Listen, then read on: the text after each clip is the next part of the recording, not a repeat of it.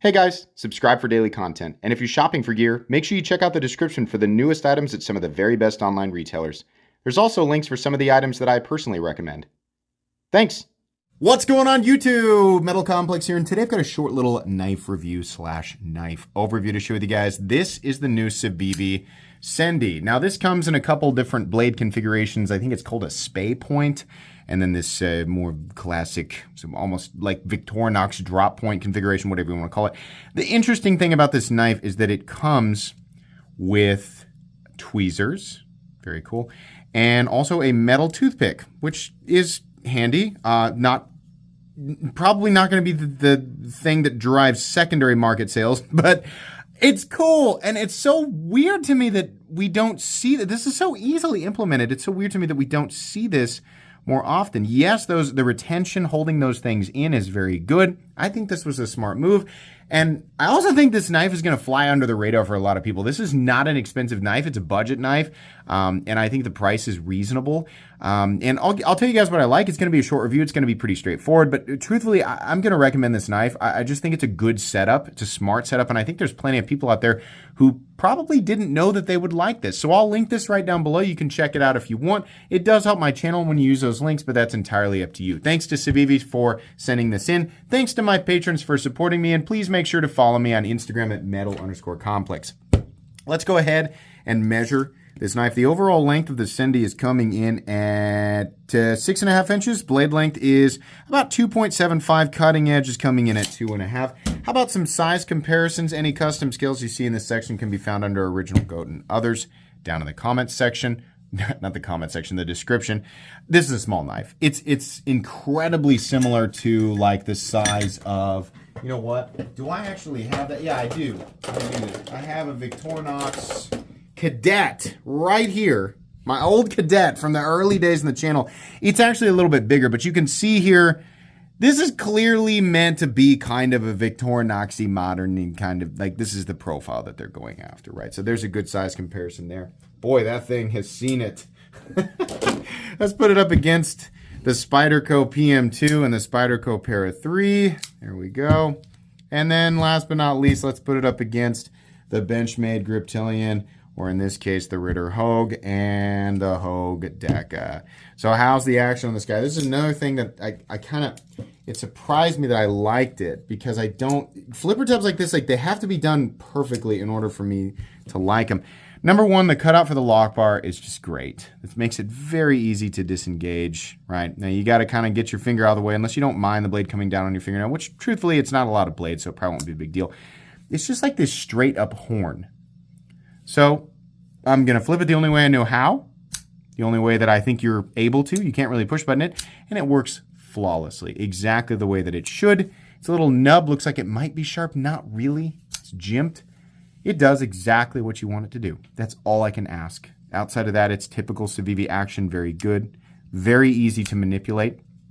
I really don't have an issue with it, right or left-handed. You can see there, manipulating it purely with my left hand as a right-hand dominant person is just not a problem. It's just good. There's really nothing else to say. Carry profile, thickness up against the Spyderco Para 3. It's actually thicker than you might expect. I mean, it's not crazy. It's also contoured, which is great. Not a big deal. Length and height up against the PM2 and Para 3. There's my PM2 was still out. Yeah, this was not a difficult object to carry, obviously. I mean, it's like it's not a heavy object. It's just thicker than you might expect, given that the liners are lipped and not nested into the scales, and the scales are contoured, right? Not that that has anything to do with thickness. They're reasonably thick scales considering the overall profile and size of the knife, but the benefit is that they are contoured. So I don't have an issue with this.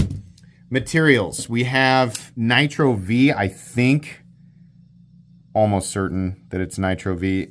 It's just so hard to, when I was carrying it, you know, I didn't actually, oh, it says right there, duh, Nitro V. Yeah, when I was carrying it, I didn't actually, you know, look at the steel. It wasn't until after I, you know, right before the review that I looked up the actual steel, because truthfully, the steels that Civivi use at this territory are all completely and totally acceptable to me. So, yeah.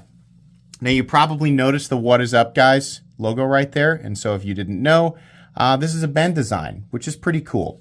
In fact, I'm kind of kicking myself for not bringing that up right away.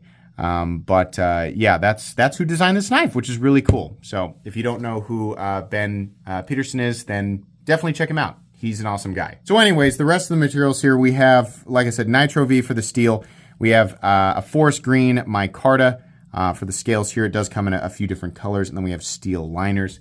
So, and these have been milled out, by the way, just slightly for weight reduction. I think we can see it more so back here. Yeah, just a little bit. Where is the scale? It's time to weigh this object. There it is right there. So, the weight on the Sendy, I still need to super glue that button. It's just, this is having a problem here because the batteries are low and I refuse to change them until we actually, until it's actually time. So ounces, there we go. It weighs 2.4 ounces. It's under 3. I honestly don't even care about balance at this point. Maybe you do, I don't. 2.4 ounces is ultra lightweight to me, so we're just gonna progress. Let's do a hardware check. I'll get out my tools as per usual. My tools are very inexpensive and very recommendable. You can find them right down in the section of my description that talks about the tools I use on this channel. The pivot is a T8. The body screws are gonna be T8. Pocket clip screws are T6. I don't really care about that. It's gonna be really easy to break down, disassemble, and maintain. As long as you have the right tools for the job, you should be good to go. Let's go ahead and measure the blade stock thickness. I bet you it's pretty darn thin. It looks that way. Blade stock thickness on this guy coming in at 80.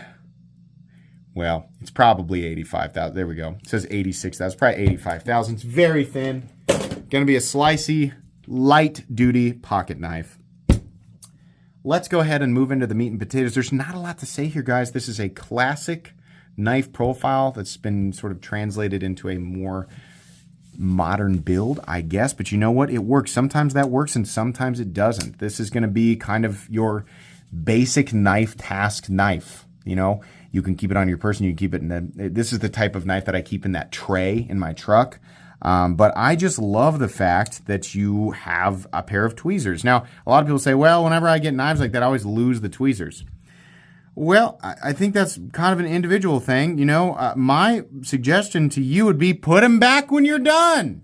Just like my dad used to say when I lost the tweezers on his Victorinox.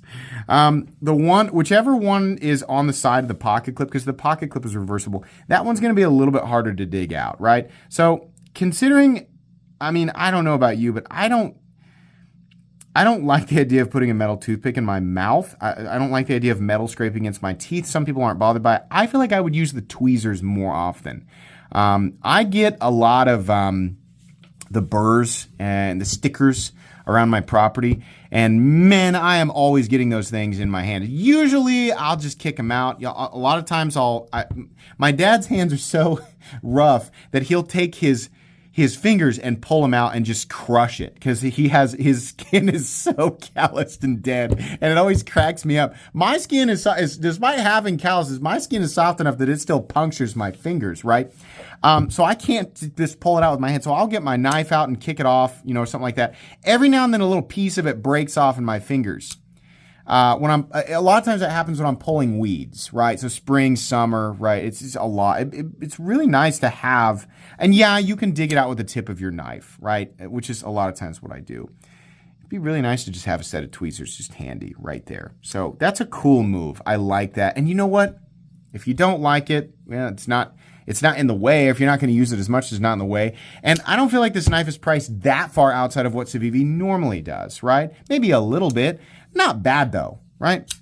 This knife has a very open ergonomic profile, which is great. You can actually get a full grip on it. You can get your finger up there behind the blade, which I know is a bend thing for sure.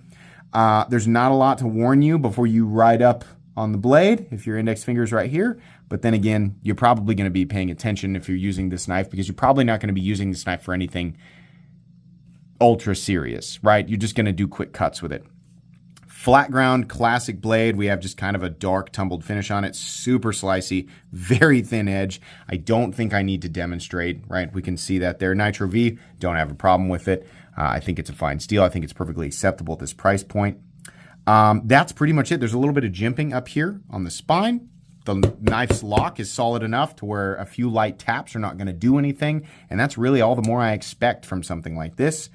There is a little backspacer, and there's a little lanyard loop right here, or a little lanyard bar, right? We already talked about the positioning of the pocket clip. The pocket clip has very much been Peterson. It's similar to the clip that we see on the Baby Banter and the Banter, right? I think it's the same clip he uses on all of his designs. And it's a great clip, right? It's kind of a straight, and then a swoop, and then it's got a little bit of a bill right here, but it doesn't come up and forward, which is what I like. In and out of the pocket, this was just fine. Really great. Carry depth and everything is fine. There's really just nothing to complain about here. I mean, Ben makes a straightforward utilitarian pocket knife. He knows what he likes. He's making stuff that he knows he likes and that other people who think like him will also like. And I can get on board with that because I feel like I'm kind of a regular dude who just kind of doesn't need... I like to carry things that are crazy and wild just for fun. But when it comes down to what I need, I get it. Like this is a all you need kind of knife in a lot of situations for a lot of people. So that's fine.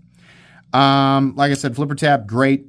Love it. It's completely out of the way and it works perfectly. That's all I can ask. There is a stop pin located right here. It's attached to the blade, actually kind of garaged. You can see it, but it does, just sort of ride on top. There's no channels cut out, just sort of almost touches the scales without touching it. And then they contact either side of the liners. So nice stability there while maintaining good action. No pivot lash. Very smooth in here. No double clutch. Nice detent, really nice detent on a smaller knife and perfect centering with no pivot lash. Base price on this knife is $63. For some people, that's going to be a lot of money to pay for a little knife, but this is this is just a well-designed, thoughtful object. For a lot of people, the combination of one or two more tools, as long as it doesn't change the overall, I think any excess thickness is literally just to accommodate for these two little tools, and it's completely reasonable, right?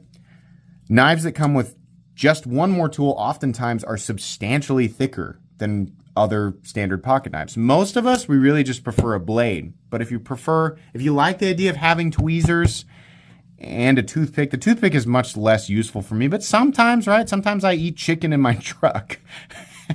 I do that more often than I care to admit. And sometimes you might want a toothpick, right? But the tweezer's definitely super useful. So I like this. Recommendable. I'm also going to put it in my cheap knives I like playlist because it's under $75 and that makes it a budget knife. Cool design from Ben. That's going to be pretty much it today, guys. Like I said, links for this knife down in the description. Make sure and check it out. Please make sure to follow me on Instagram at metal_complex. If you enjoyed this video, leave a like. If you'd like to check out my other content, I do, of course, have lots of videos of knives that are either expensive or inexpensive that I do or don't like, so check those out. And if you enjoy all my content, go ahead and click on that Metal Complex logo right there and subscribe because there's definitely more coming. Thanks again for watching, everybody, and have a great day.